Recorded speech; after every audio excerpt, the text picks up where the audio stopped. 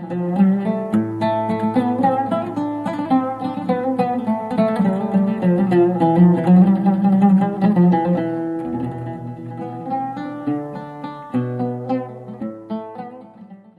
الله الرحمن الرحيم. الحمد لله رب العالمين، والصلاة والسلام على خير خلق الله محمد صلى الله عليه وسلم وآله أجمعين.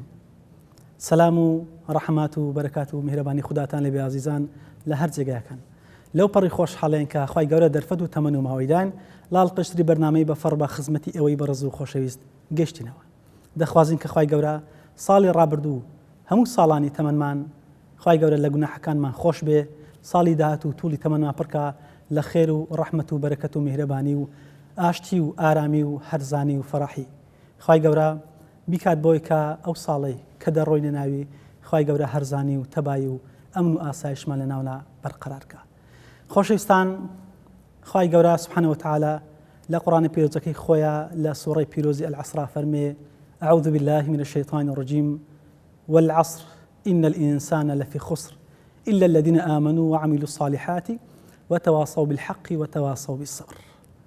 ئێمەمان وەکو مسلمان لەبەر ئەوەی تەمەنی هەرێکێک لە ئێمە دیاری کراوە،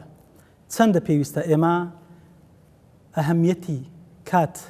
بە گرنگ بزانین و بە فیڕۆی نەدەین، کاتەکانی خۆمان بەزایع نەدەین، بۆی کە لە ڕابردومان پەشیمان بین، هەم لە دنیا هەمیش لە دوا ڕۆژ. چەندە گرنگە ئێمە بتوانین گرنگی بە کات بدەین و چرکە بە چرکەی لە حەزاتی ژیانمان بقۆزینەوە و لێ نەگەڕێین بە هەدەر بڕوا. ئێمە دەمانەوێت لەو بەرنامەیە لە خزمەتی ئێوەی ئەزیز و خۆشەویستە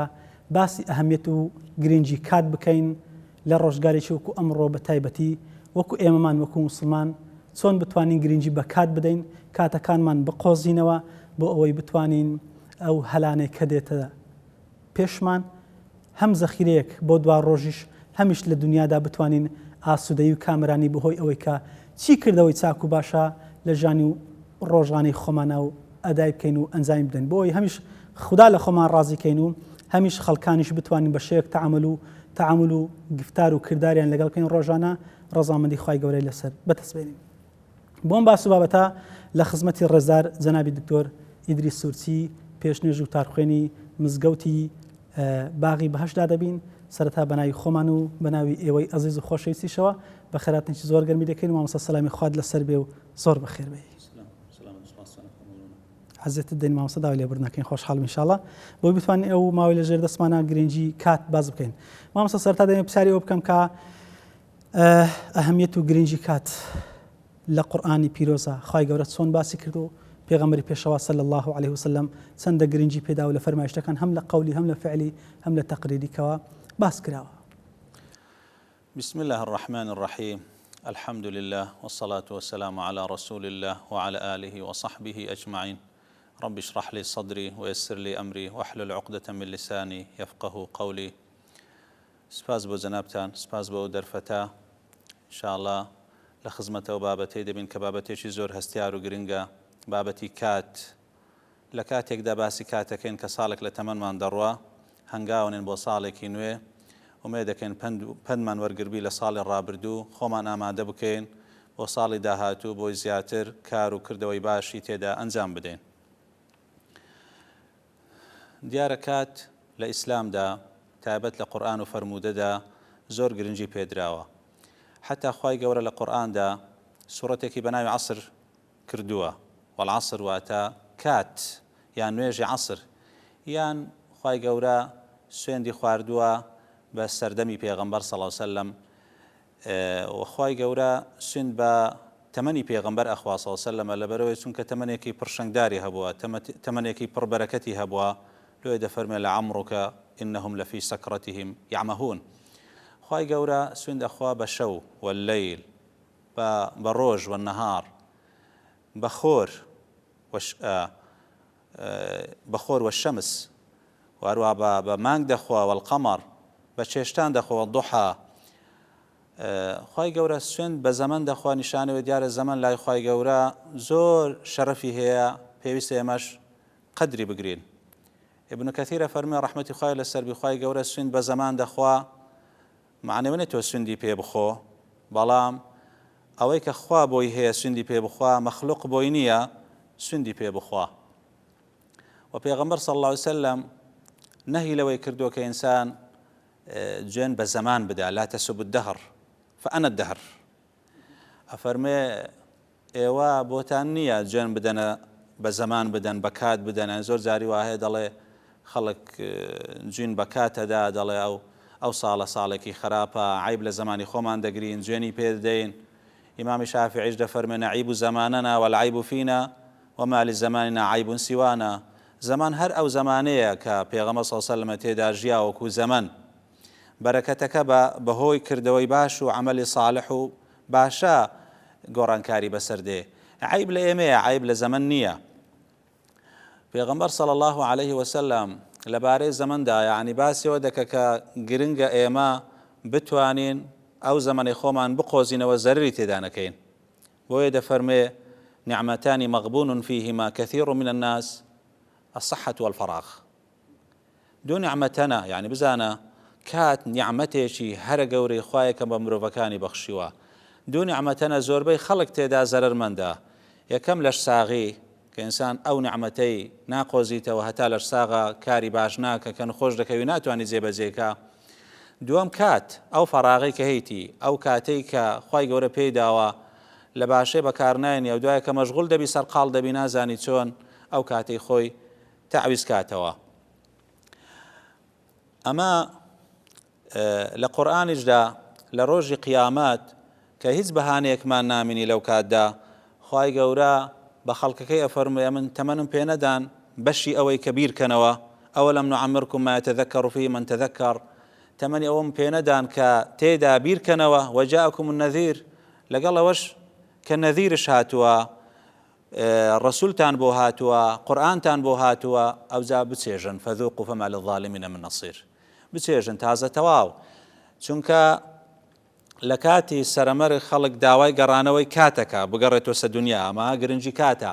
ڕەبی ڕجعون بمگەڕێنەوە خوا دەفەرمێ کەلا نەخێر گەڕانەوە نییە کەلا ئینەها کەلیمەة هو قائلها لۆ خۆی بە هەر بڵێ گەڕانەوە نییە یعنی کەواتە لە قیامەتیش خەڵک يعني لە کاتی سەرەمەرگ و لە قیامەتیش لەو دوو حاڵەتانە خەڵک داوای گەڕانەوەی کاتەکە بەڵام کاتێک لە تایبەتمەندەکان و دوایە باز دەکەن گەڕانەوەی نییە لە کاتی سەرەمەرگ دەیەوێتن بگەڕێتەوە دنیا نەمری خوا دەفەرمێ گەڕانەوە نییە لە قیامەتیش کە خەڵک دەستە ناو دۆزەخ ئەڵێن بگەڕێنەوە دنیا خوایە بمان گەڕنەوە دنیا بۆی جارێکی تر کار و کردەوەی باشکەین خوا فەرمێ تازە تەواو کاتی امتحان تەواو کاتی تاقیکردنەوە تەواو ئێوە گەڕانەوە نییە بەشی ئەوە تەمەنم پێدان کە بیر بکەنەوە بۆیە بەو شێوازەی پێغەمبەر صلی الله علیه وسلم ڕسمی کاتی کردووە بۆ ئێمە هەبە و شێوازەش یعنی پێغەمبەر صلی الله علیه وسلم کاتی خۆی ئاوا تەنظیم کردووە کاتی خۆی بە فیڕۆنەدایە بە شەو نوێژ بە ڕۆژ تاعات یعنی کەسێک بووە قائد بووە پێغەمبەر بووە پیاو بووە ئەوەندە خێزانەی هەبووە ئەو هەموو کێشانەی هەبووە ئەو هەموو ئیش و کاری هەبووە کەسی توانێتی زۆر بە ڕێکوپێکی لە ماوەیەکی کەمدا لە ماوەی 23 ساڵ کە جێگەی عەجەبی بێبڕواکانە مستەشرقەکانە کە دەڵێن چۆن محەممەد صلی الله علیه وسلم توانی ئەو دینە جوانەی بە ماوەیەکی کەم ئەو گۆڕانکارە جوانەی ماوەی 23 ساڵ ئەو گۆڕانکاری عەزیمەی دروستکە ئەگەر پێداگری لەسەر ئەو کاتەی نەکردبی لۆیە خوا سوێن بە تەمەنەکەی دەخوا یارە تەمەنێکی پڕ لە بەرەکەت بووە لعەمڕک ئینەهم لەفی سەکرەتیهم یعمەهون ئێمەمان وەکو شوێن پێهەڵگیری و پێغەمبەری کە باس کرد صلی الله علیه وسلم ئەیان بڵێن تایبەتمەندی کات بەگشتی بە تایبەتی تر کە ئێمە کە شوێن پێهەڵگیری ئەو پیاوە بین کە لە ماوەی 23 ساڵە بەڕێسان فەرموون هەمووی تەرخان کرد و توانی ئەو پەیامە گەورەی کە لەسەر شانی بوو بە باشترین شێوە بیگەینی کە تاکو ئەمڕۆ ڕۆژی قیامەتیشە هەر ڕەشەنگدارتر دەبێت ئەو پەیامە بەڕاستی پێویستی بەوەی هەیە کە ئێمەی موسڵمان زۆر تەرکیز لەسەر کاتی خۆمان بکەینەوە کات بە فێڕۆ نەدەین چونکە پێغەمبەر صلی الله علیه وسلم فەرمووی لە ڕۆژی قیامەت تۆ ناتوانە بپەڕیەوە لەسەر پردی سیڕات تا 4 سوال وەڵام نەدەیەوە لا تزول قدم عبد حتى يسأل عن 4 يكم عن عمره فيما أفناه سوال لە تەمەن دەکرێت بە شێوازێکی گشتی تەمەەن لەکوێ حسابە لەو کاتێک کە ئینسان لەدایک دەبی هەتا وەفاتەکەم پێڵەن عمر لە نێو تەمەنش کاتێکی زێڕین هەیە پێڵن کاتی گەنجی وعن شەبابه فيما أبلاه يعني هەلە ناو تەمەن ئەگە شیکەوە شەباب گەنجێتی پرسیار لێ دەکرێت چۆن ئەو گەنجێتەی فەوتاند عفو مامۆستا لەو جیاوازی کردێت بۆن منە تەمەن هەر تەمەنە ئەوە مناڵی هیچ حسابی لەسەر نێ بۆن منە دواتر کە بلوغی دەبێ پاش ئەوە کە تەمەنی گەنجی دێ لە دوای گەنجی بۆن منە خۆ تەمەن زۆر دەمینێت جوامێری و تا دەگاتە پیریش لەبەرچی ئەوەندە گرنگی داوە بە تەمەنی لاو کە پرسیاری خاصی هەیە پرسیاری تایبەت کە لە گەنجی دەکرێت لەبەرەوەی لە حاڵەتی گەنجی مرۆڤ زۆر چالاکە ئەتوانی زۆر باشەی بکە توانی خراپەش بکە بە هەمان شێوە تاقەکان لە کاتی گەنجی زیاتر بەگەردەخرێن بۆیە یعنی ئەگە سیرکەی زۆربەی خەڵک ئەوەی کە ئینجازی کردووە داهێنانی کردووە کاری باشی کردووە هەمووی لە سەردەمی گەنجی کردووە گەنجی یعنی ئەگە سیرکەی زۆرترین تەمەنی ئینسان گەنجیە ماوەسە زۆر یعنی زۆرترین تەمەنی ئینسان گەنجیە ئەڵێن لە 15 تا 40 یعنی نزیکەی 25 ساڵ تەمەن گەنجیە بۆیە لەو تەمەنەی مرۆڤ ئەتوانی وجیاڵی معجزات دروستکە خۆ سەحابەکانی پێغەمبەریش درود و خای لەسەربی زۆربەی گەنج بووینە زۆربەی هەرە زۆری گەنج یعنی مەسەڵەن یەکێک وەکو زەیدی کوڕی ثابت لە تەمەنی 11 ساڵی مسلمان دەبی لە تەمەنی 5 ساڵی فێرە زمانی جوولەکان دەبی لە تەمەنی هەر 5 ساڵی دەبیتە کاتب وحی دەنووسی نەک وحی هەدەبیتە سەرۆکی لژنەی ئیشراف لەسەر جەمعی قورئان لە تەمەنی 5 ساڵی لە تەمەنی 9 ساڵی یەکێک دەبی لەو سەحابانەی لە نێو هەموو سەحابە تەخەسوسێکی وەرەگرت تەخەسوسی میرات أفرضكم زيد علم ميرات كبيغمبر صلى الله عليه وسلم شاهدي بودا ولا همو كشار زاتر لميرات زيدة تمني تنبوا نوزة صال بوا قرآني كوكر دوتا ولا تمني 21 صال 21 صال بزان ها لو تمني سعدي كري معاذ لتمني سي صالي مسلمان دبي لتمني سي وحف صالي حف صال مسلمان دبي شش حف صال مسلمان دبي شهيد دبي كشهيد بي اهتز له عرش الرحمن عرش إخوائي قولة دهجي لبمردني وحضر في جنازتي 70,000 ملك آمادي جنازة كيدي بحفتها زار فريشتا يعني بزانا أسامي كوري زيد لتمني كمتر لبي الصال بيغمبر صلى الله عليه وسلم تكليف دكا بيتا أميري جيش دواترك وفاتك ناتواني أو زيبك أو بكر أو مراسم بوتا أو دكا كبيغمبر صلى الله عليه وسلم تكليفي لي كردي دبي أو جيشي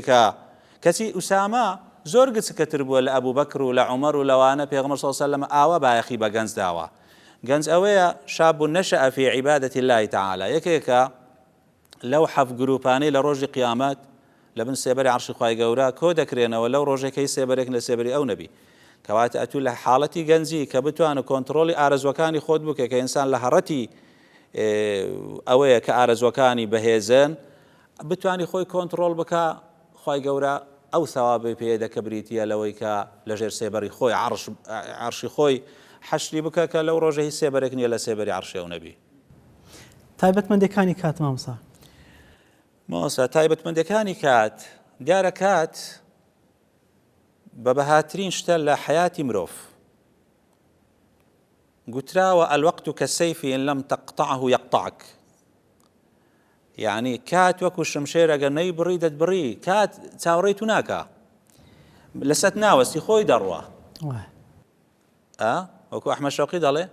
دقات قلب المرء قائلة له إن الحياة دقائق وثواني أو دقي قلب كلذا كلماوي دقيق نزيك 7,000 ليدا أم تركانة بيت ألين بخوي جيان بريتيا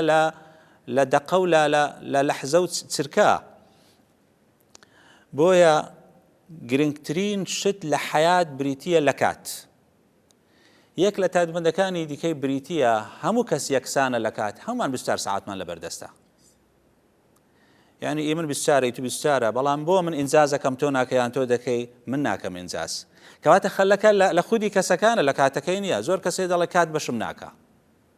لۆ بەشی تو دەکە بەشی من ناکە لۆ کەسێکەیە لە تەمەنی ما ممکنە هەزارەها کاری خێرخوازی بکە چەندەها نووسین و کتاب و ئینجازی هەیە بۆ من نیتم یعنی جاری وا هەیە خەڵک هەیە هەردوو شەهادەی هەیە ئەو چەندەها نووسینی هەیە ئەو مایەتەوە لە دواوەیە بۆ دەتوانێت ئەو ناتوانی کەواتە هەمومان یەکسانین لە لەوەندا ساعاتەیە کە لە بەردەستمانە یەک لە تایبەتمەندەکانی کات بریتیە کات کە ڕۆیی ناگەڕێتەوە یەک لە تایبەتمەندەکان بریتیە کات خەزن ناکرێ خەزن ئەسا بەرنامەی خەز نەکرێت دواتر ئەدرێتەوە بەڵام تاوە ڕۆی کاتەکە لە منوت و ڕۆی ممکنە ئەو عملەی کە تۆ دەکەی خوای گەورە ئەکید لۆ تۆمار دەکا دەبیتە سەدەقەی جاریە بۆ تو چونکە دوایە لەسەوەش دەوەستین یعنی ئەکرێت تەمەن ئیستیسمار بکرێ چۆن ئیستیسمار بکرێ چۆن ئیستیسمار دەکرێت بەوەی کە ئەتو ئێستا عیلمەکەت هەیە ئەو عیلمەگە عیلمەشی نافع بوو ئەگە عیلمەشی بەسوود بوو خەڵکی استفادە لە قسەکانی تو ئەکە لە پاشی مردنیش بەڵێ زەمان وەسا من دەبێت پرسیار بکەم ئێمەمان وەکو موسڵمان چۆن بتوانین گرنگی بەو کاتە بدەین کە خوای گەورە پێمانی داوە چۆن گرنگی پێ بدەین گرنگی پێ بدەین بەوەی کە ئێستا سیر کە ئەو نوێژانەی کە دانراون هەموو کاتی دیارکراوی هەیە ئین الصلاة كانت على المؤمنين كتابا موقوتا يعني نوێژ خواپەرستیەکان حتى ڕۆژی مثلا کە ساڵانە مانگێک دانراوە حەج 2 مانگ و 10 ڕۆژ کاتی حەجە هەندێک مەوسیمی خواپەرستی دانراون بۆی مرۆڤ قیمەتی کات بزانی و کاتی خۆی کۆنتڕۆڵکە و ڕێک بخە یعنی حەیفە مسلمان کە 5 نوێژی هەیە بەیانی هەڵستی نیوەڕۆ عەسر مەغریب عیشا ئەو کاتانە بۆ هەندێک تۆ تەنزیمکە تۆ ئەو جە سەیرەکەی جاری وایە نوێژ خوێن نوێژەکەی خۆی تاخیر دەکا یان هەر نایکە یان دێتە مزگەوت لە تەحیات پێڕا دەکا یان عادەتەن هەندێک کەسێ مەثەڵەن دێتە نوێژیش دەبێت لە ڕکعاتێک 2 ڕکعاتی لێ بڕوە چارە نییە کەچی یەک لە چاکە هەرە گەورەکان ئەوەیە کە ئینسان خۆ ئامادە بکە لە بۆ نوێژەکان انتظار الصلاة بعد الصلاة يعني کاتی نوێژ ئەوەندە گەورەیە دەوی خۆت بۆ ئامادە بکەی چاوەڕێ بکەی ئەوە نییە کە پێغەمبەر صلی الله عليه وسلم دەفەرمێ رجل قلبه معلق في المساجد يعني گەلە دەرۆی مزگەوتیش دەبێت و قەلبت هەر معلق بی بەو شوێنە پیرۆزەی دەبی چاوەڕێ بکەی ئەگەر لە کار بە لە کاسبی بە لە تەکسی بە لە هەر ئیشێک بە لە وەزیفەیەک بە دەبی دڵت هەر لە لای مزگەوت بی ئەوجا دەبی یەک لەو کەسانێک کە لە بن سێبەر عەرشی خوای گەورە حەشر کرد لەو ڕۆژێکەی سێبەرنگ لە سێبەری ئەو نەبی کێشە ئەوەیە ئێمە قیمەتی کات نازانین کێشەوەیە کە ئێمە نازانین کات چەند بە قەدرە لە ئیسلامدا بۆ ئێمە لە دواوین بۆ ئێمە بەردەوام لە دواوین سەیری غەڕ بکە ئەوان لەبەرەوەی بەهای کات ئەزانن ئەوان لە پێشەوەن ئەمە کا خوێندنەوەی ئێمە مامۆستا ئێمە دەڵێن شتێک فێر بن دەڵێن بەرەکەت لە کات نەماوە بەرەکەت نەماوە یان ئەوە تا زەمبەکە لە خۆمانە گرنگی پێ نادەین و هەڵی ناقۆزینەوە بە هەدەری دەدەین زیاتر کاتەکانمان بە فیڕۆ دەڕوا بەشی لاوەشی کە جێی ئەوە نین کە ئیحتیمامی پێ بدرێ بەڵێ ڕاستە یەک لە نیشانەکانی ڕۆژی قیامەتەوەی تەقارەبە زەمان یعنی زەمان لێک نزیکە بیتەوە زەمە دوو تەفسیری هەیە تەفسیرێک دەڵێ یعنی مەبەست ئەوەیە زەمان لێک نزیکە بیتەوە بەهۆی ئەوەی کە حرەکەی تیجاری و تەواصولات یعنی زۆرە بی تەکنۆلۆژیا یعنی پێشتر هەتا تو خەبەرێکت دەزانی ماوەیەکی زۆر پێدەچوە تا نامەیەکت بۆ کەسێک دەنا چەند ڕۆژی پێدەچوە ئێستا بە لە حەزات تۆ نامە ئەنێرە و خەبەر وەردەگرێت ئەمە تەفسیرێکی جوانە هەندێکش ئەڵێن لە زانایانی کۆن دەڵێن نا مەبەستی ئەوەیە بەرەکەت لە کات نامینی بەرەکەت دەکا بەس ئەو بەرەکەتێکە لە کات نامی لەسەر خۆت دەوەستی تۆ دەتوانە ئەو زەمەنەی خۆت پڕ بکەی لە بەرەکەت یعنی هەندێک زەماوەستا کە تۆ حیاتی سەلەف ئەخوینەوە کە دێنە سەو بابەتە یعنی ئەوان نازام یعنی جاری وێ دەڵێ حتا کەویستیتی بەرەو سەر ئاو بڕوا کتێبێکی بەدەستەوە بخوێندیتی یعنی عالمێکی گەورە هەبە لە حەنەفیەکان بە ناوی شەمسەدین ئەسەرەخسی فەقیهێکی حەنەفی بووە کتابێکی نووسیە زیاتر لە 20 بەرگە لەکوێی نووسیەوە کتابە مامۆستا پرسیاری ئەوە دەکەم بۆ نمونە پێشینان بەگشتی بە تایبەت هەندێک کەڵە پیا و زانای وای تێدا بووە تەمەنێکی کورتی هەبوو بەڵام نووسینەکانی زۆر لە تەمەنی خۆی زیاتر بووە ینی سەیرە و تەمەنێت لەکوێ قۆڕق کردووە چۆن توانێتی ئەوە تێیدا بەرهەم دروستکە ئەوان لایەنی خواپەرستیان زۆر بووە کاتی خۆیان بە فیڕۆ نەداوە ئەو تازە ئەو سەرقسەی کە باسم کرد ینی ئەو پیاوە مەزنا کاتی خۆی لە سەردەمی مەلیکی ئەو کات فتوایەکی بەدڵی ئەو نەداوە فتوایەکی بەدڵی ئەو نەداوە ئافرەتێکی مارە کردی و نیکەحەکەی باتڵ بووە هەستا سزنی کردی لەسەر ئەو فتوایە چونکە زۆر جاری وایە حاکمەکان دەسەڵاتدار حەزی لێ فتوای بەدڵی ئەو بدەیت فتوای سیاسی هەر هەبووە هەندێک زانە لە قەدیم و کۆن ئەویان بەڵام ئێستا زیاتر ئەو بابەتە والحەزڵ پیاوەکی ڕەبانی بووە و فتواکەی داو بەدڵی حاکم نەبوو هەستا سزنی کرد لە بیر 20 ساڵ سزن بوو 20 ساڵ تەڵەبەی زۆری هەبوو تەڵەبەکان گوتیان بە حەزمان لێ ئەو کتابەمان بۆ شەڕحکەی کتابێکە لە فقهی حەنەفی والله ئەعلەم بەناوی الکافی لۆمان شەڕحکەی ئەوان کاغەز و شتەکانیان ئەوەی هەبوو ویان دەنار ئەو دەینووسیەوە ئەو کتابە ئێستا زیاتر لە 20 مجەلەدا لە نێو بیری نووسیە دواتر کە هاتەوە 4 ساڵ ژیا وەفاتی کرد یعنی ئەو بەرەکەتە لەکوێ بووە لە دینداری بووە لە خواپەرستی بووە لەوەی کەوان مووقیفێکی سابتیان هەبووە لە دیندا یعنی یەکێکی وەکو ابن عەقیلی حەنبەلی ابن عەقیلی نەحوی نایە ابن عەقیلی حەنبەلی کتێبێکی نووسێ بەنای الفنون نزیکەی 800 بەرگە کوو پێڕاگەیی بۆی مە ناتوانین ئاوا بکەین بۆی مە ناتوانین ئێستا لە حیاتی خۆمان ناتوانین 800 بەرگە هەبوو خوێنینەوە چۆن توانی ئەوە بنووسی خۆی لەوە مچینە ئێستا تەنها 2 بەرجی طبع کرایە و کتابەی لە ئەڵمانیای ئەوی دیکار مەفقودە یعنی یەکێکی وەکو ابن عەساکر کە زیاتر لە 1000 مامۆستای هەبووە چۆن توانی 1000 مامۆستای بکە کتێبێکی هەیە چل حەدیثە بێرن الأربعین البلدانیە چل حەدیثی نووسیە ئەو چل حەدیثەی کە نووسیوە لای چل مامۆستای لە چل وڵات ئەو هیمەتە بۆ نەماوە ئەو هیمەتە بۆ ئەو خواناسیە نەماوە یعنی بەڕاستی کەسێک ئەگە بێت و لە حەقەتی دین تێبگا ئەو جا دەزانی قیمەتی کاتی خۆی بگری کتێبێکی گەورە هەیە گرنگە هەموو مامۆستایان هەموو خەڵک بخوێنێتەوە بەناوی قیمة الزمن عند العلماء قيمة الزمن عند العلماء دانراوي شيخ عبد الفتاح أبو غدة قيمة الزمن عند العلماء أو بيو كتاب كان هم كتابي نايبا بتايبته وكتاباسي بهاي كات أكلاي زانايان يعني زانايان بوي توانيت إنجاز بكان كقيمتي كاتي خويان قرتوا لهر زمنك لهر كاتك أجتوانيت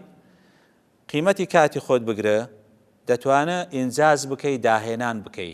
ئەوانەی داهێنان ناکەن یعنی خەفەتەوێ جارێوە کەسەکە زۆر زیرەکیشە یعنی توانایەکی خارقی هەیە ئەوجا کاتی خۆی بەفیڕۆدا یان زۆر جار شتی وا گوێ لێ دەبی بەڕاستی جێگای دڵخۆشی هەندێک شت ئێستا لەو ناوەی گوتیان تەڵەبەیەک هەیە فەقیهە یعنی لە ماوەی ساڵی ڕابردوو 100 کتابی خوێندوتەوە بە هەزارە هەلاپەڕی خوێندوتەوە یعنی ئەمە بەڕاستی جێی شانازیەکە دیارە کەسی وا ماوە لەو سەردەمەدا کە خوێنەری باشە بەس کەمە کەمە ئومەتی ئیقڕائین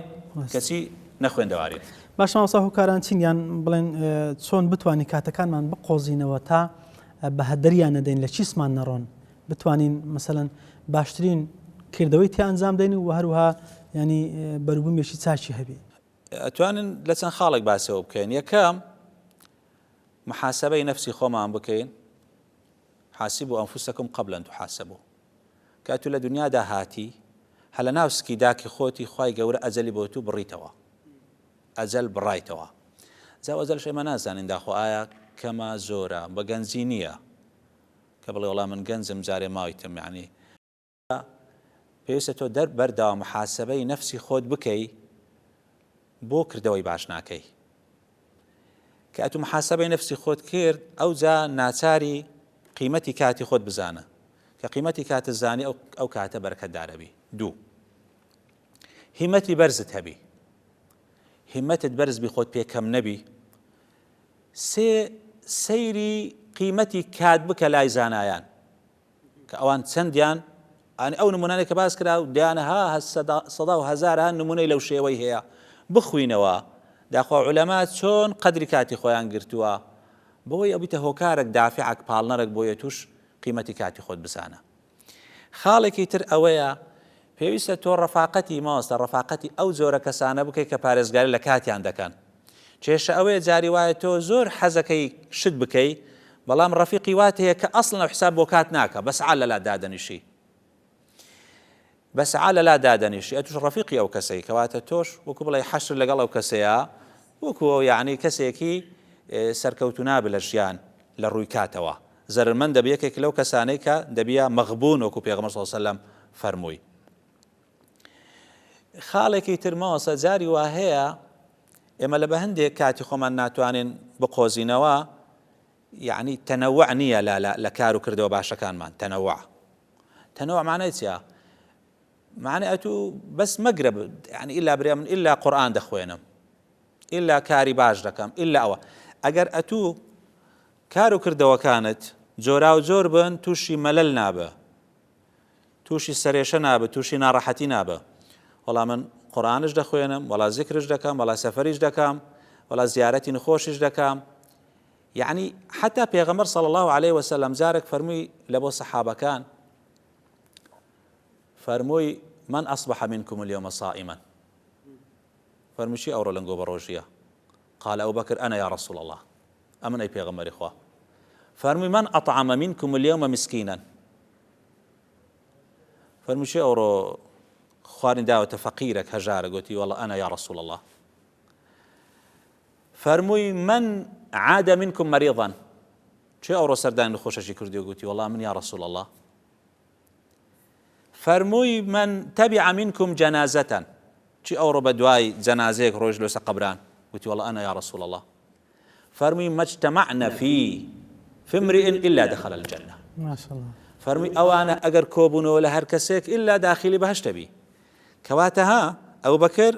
ڕزای خوای لەسەر بی تەنها تەرکیزی لەسەر یەک کار و کردەوەی باش نەبووە ویسیتی لە یەک ڕۆژ بە ڕۆژی بی خواردن بدە بە هەژاران سەردانی نخۆشیش بکە بە دوای جەنازەش بڕوا هەمووی قۆز لێ کات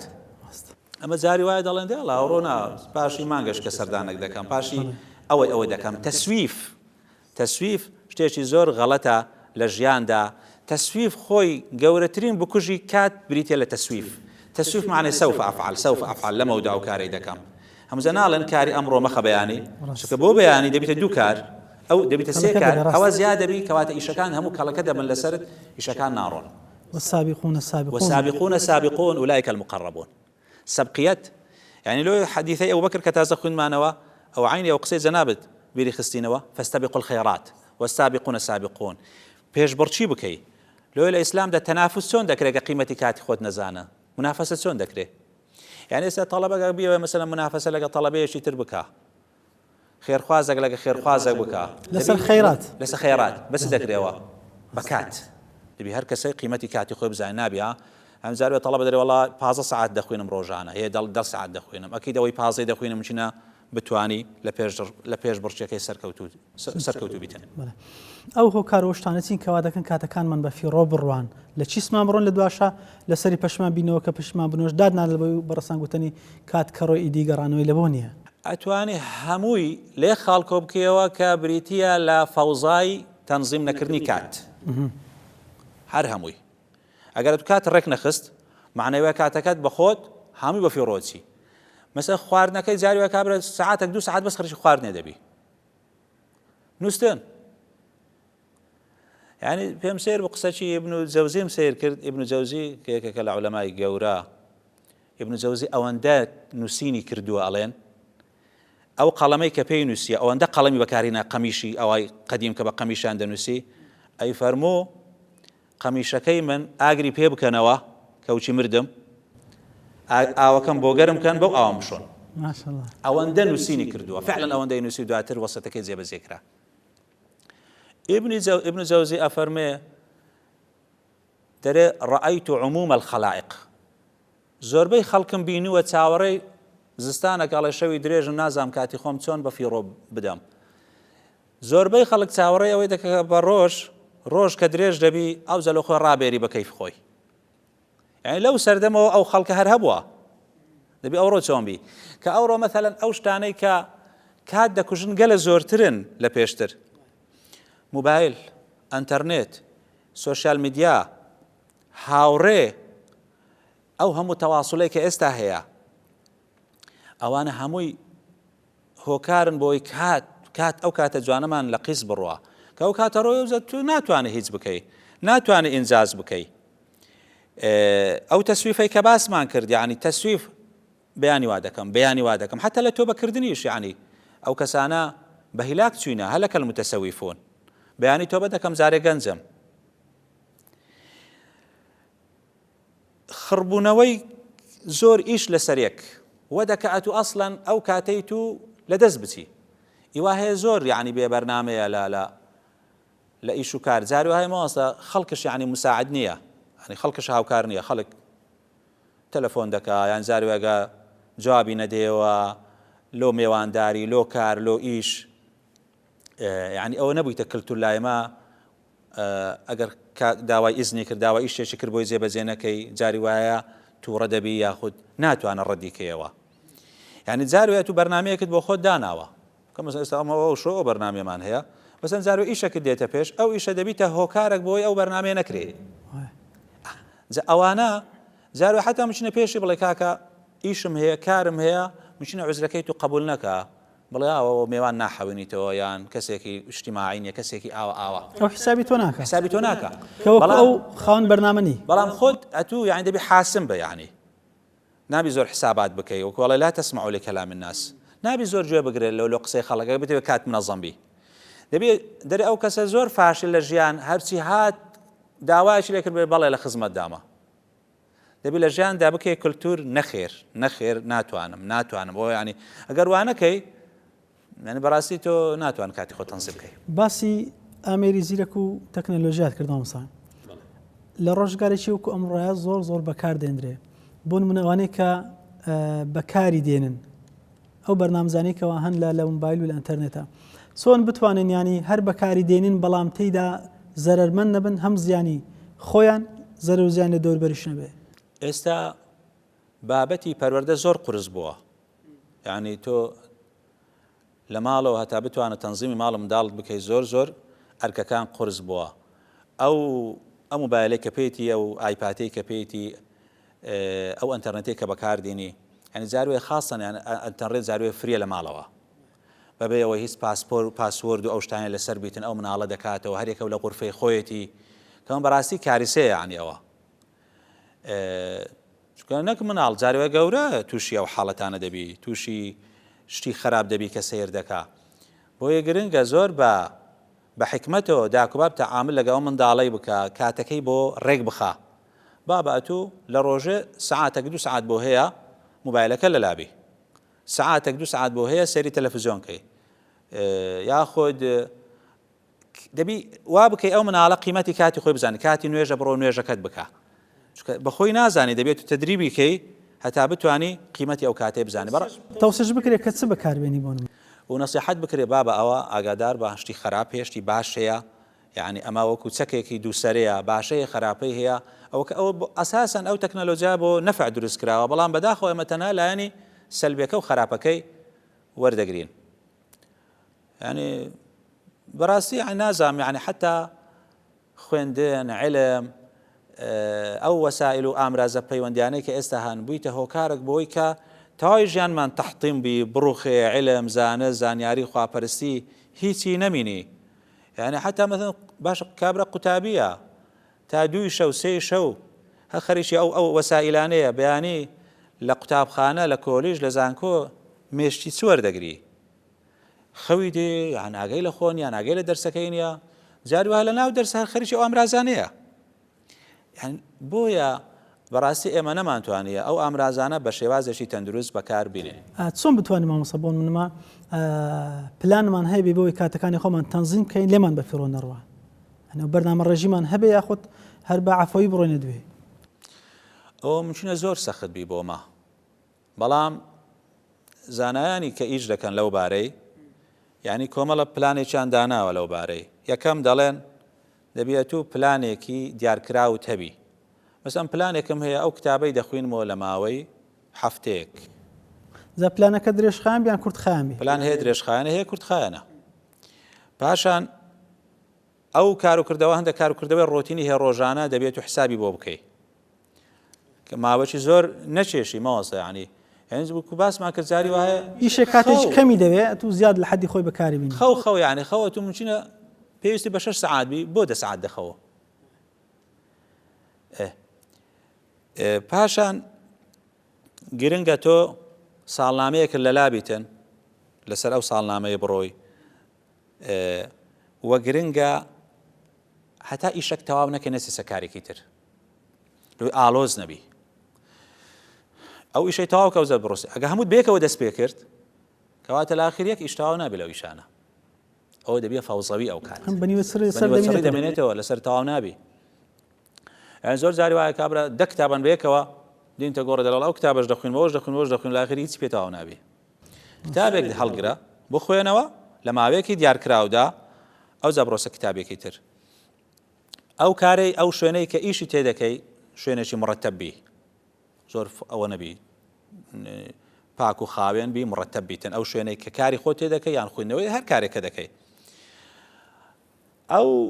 ئەو ئیشەی کە دەکەی ماوەستە گرنگە یعنی بینە ڕاحەتە بی ئیسراحە یعنی حتا تەڵەبە یعنی جاری وایە 2 ساعت 3 ساعت لەسەر دەخوێنی بەبێ ئەوەی کە هیچ پشوە بدە پشو زۆر گرنگە یعنی مەسەن لە ساعاتە کە تۆ دەخوێنە کار دەکەی 5 دقه 10 دقه چارێک لە خۆت ڕاحەتە بی کەمە گرنگە ئەولەویەت گرنگە ئەولەویەت یعنی هەموو شتێک یعنی ئەی الأعمال ئەفضل زانایان خلافیان هەیە داخۆ ئایا چ کار و کردەوەیەک لە هەموو خێری زیاترە هەندێک لە زانایان دەڵێن ئەوە نییە ئەو کارە لەو کارەی باشترە ئەوە لەوەی باشترە هەموو شتێک لە کاتی خۆی لە هەموو شتێک باشترە مەس ئێستا کاتی نوێژ لەسەروی هەموو شتێکە کاتی حەز داهات کاتی ڕەمەزانەوە لە پێش هەموو شتێکە کاتی قورئان کاتی پەروەردە کاتی نان خواردن هەموو شتێک لە کاتی خۆی جێبەجێ بکەی ئەولەویەتی پێ بدەی ئەوانە هەمووی تەنزیمی کات ئەو شتانێک کە باسمان کرد پێشتر ئەوانەی کە هۆکارن بۆ لە دەستدانی کات دەبی ئەوانە هەمووی ئیش لەسەرەوەی بکەی بنبڕیان بکەی مەسەلەیە کە تەنزیمی خواردن بکەی تەنزیمی خواردنەوە بکەی وەسایلی پەیوەندی ئەوانە تەنزیم بکەی سەفەرت تەنزیم بکەی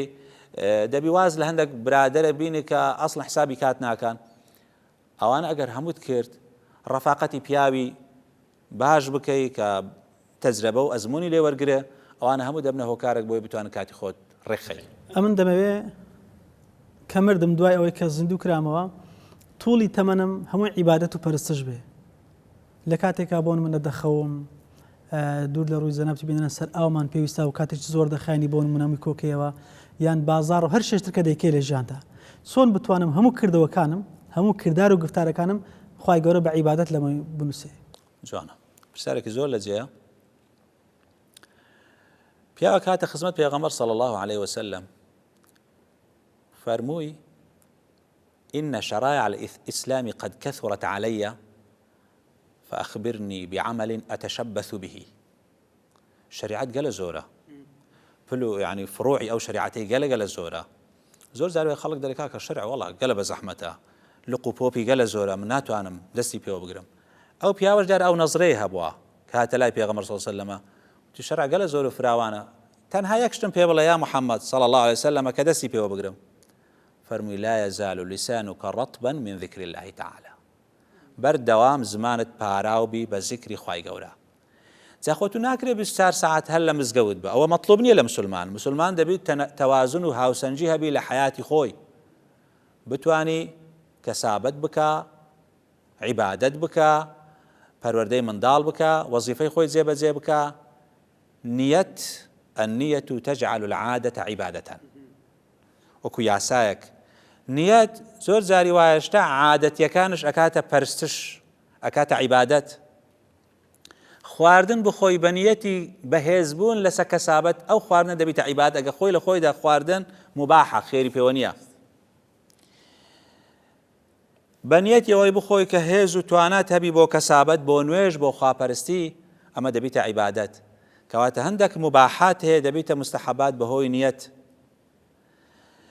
هەر کار و کردەوەیەکی باش دەکەی هەر کارێک دەکەی کەسابەت دەکەی کەسابەت عیبادەتە ئەگە حەڵاڵ بی علم عیبادەتە ذکر عیبادەتە نوێژ عیبادەتە نەفەقەی مار و مندارت عیبادەتە تەسبیح تهلیل ذکر في بضع أحدكم صدقة هەموو یعنی ئەوە کەواتە خەویشمەوە دەبێتە سەدەقە بەڵێ خەویشمەوە دەبێتە سەدەقە خەو بەڵێ خەویش نەومش عیبادەتە چونکە تو بەهۆی خەو ئیسیعادەی قووەتی خۆ دەکەیەوە هێزی خۆت نو دەکەیەوە جارێک کە بەدەنمان حەقی لەسەرمان بەڵێ بەدەنش حەقی لەسەر تۆ هەیە هەندە کەسەیە خۆی عەزابەدا یەک لە خێزانەکانی پێغەمبەر صلی الله علیه و سلم ناوی زەینەب بوو زەینەب بنتی جەحش پەتێکی هەڵواسی بوو لە مزگەوت حەبل مەمدود بەینە ئەساریەتەین کە پێغەمبەر صلی الله علیه و سلم ئەو پەتەی بینی پەتێک لەو ستوندەی لە بۆ ستوندەی بەسرا بوو گوتی ئەو پەتە چێ لێرەی داناوە گوتی وەڵا زەینەب بۆ هەندەی داناوە زۆر خواپەرستیەکە کە بێتاقەت بوو ئەوە دەستی خۆی پێوە دەکا تا لە عیبادەکەی بەردەوامی فەرمی لێ بکەنەوە کەی تااقەتی هەبوو بابی کە کەی بێتاقەت بوو بادانیش و لە خۆی سراحەت کە کەواتە ئیسلام لەگەرەوەی دانیە کە بەردەوام لە مزگەوت بەیانی بەردەوام تاعات بکەین مەطلوبە مسلمان هاوسەنجی هەبی لە حیاتی خۆی ئەمە غەڵەتە جاری وایە بە ناوی زوهد یعنی دنیا نەویستن هەندێک یعنی مەفهوم و چەمکەیە بە ناوی زوهد خەڵک غەڵەت تێگەیانراوە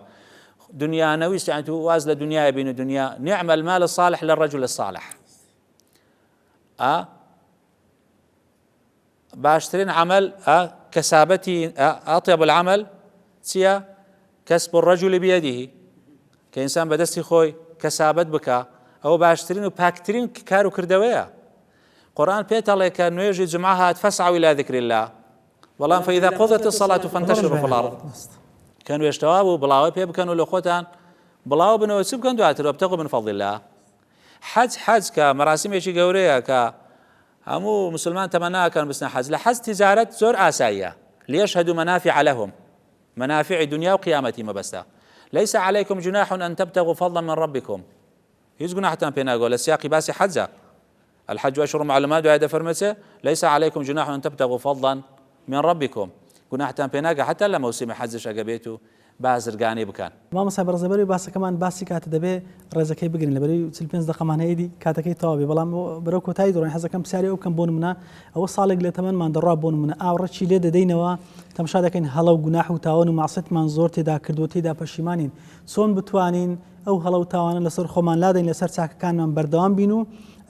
خراپەکانیش ئەوەی هەیە بیگۆڕین بە چاکە هەشتمان بۆ نمونە چاکەی هەبوو بەڵام چاکەی واز لێ هێناوە ئێستاکە چۆن دڵێت تۆبەی لێ کردووە ساڵێک ڕۆی لە تەمەنمان بۆی دەست پێ بکەین تۆبە بکەین ئەو کەسەی کە حتا شرک پەیدا دەکا زینا دەکا قەتل دەکا کە تۆبەی کرد خوا دەفەرمێ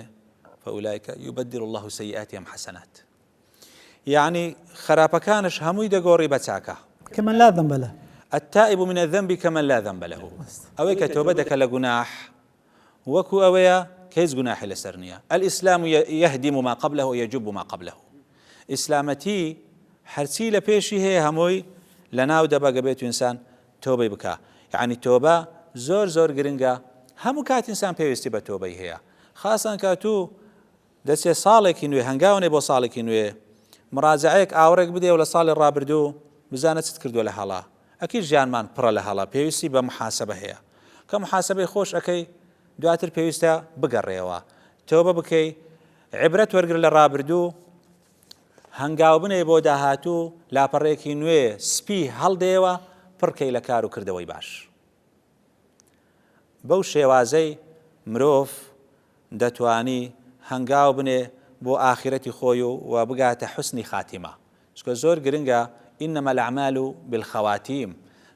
سەرەتانیە لە سەرەتادا ممکنە مرۆڤ زۆر باشەی بکە بەڵام لە کۆتادا خوا نەخواستە بەرەو هەڵدێرە ڕوا ئەساسەوەی بتوانین لە کۆتادا لەسەر ئیمانەوە بمرین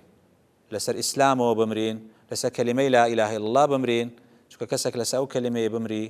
إلا دخل الجنة دەچێتە بەهەشت زۆر سپاس بۆ بەڕێز دکتۆر ئیدریس سورسی پێشنیار وتارخوێنی مزگەوتی باغی بەهەشت خوای گەورە پاداشداتەوە مامۆستای بەڕێز ئەزیەتمان دای زۆر سپاس بۆ جەنابتان خوا خێر و